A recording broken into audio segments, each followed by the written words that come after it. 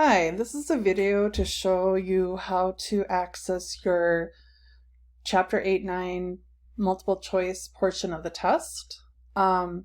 If you go to Schoology, you're going to want to click on courses, and then you're going to want to go over here and click on My Courses.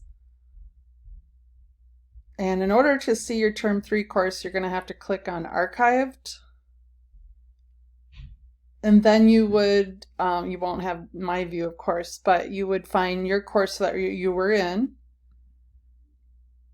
And then you can go down into distance learning. And it was the April 9th. And then when you click on the test, we have enabled for you to see your submission and the correct answers. So if you have any questions, just let Ms. Snyder or myself know.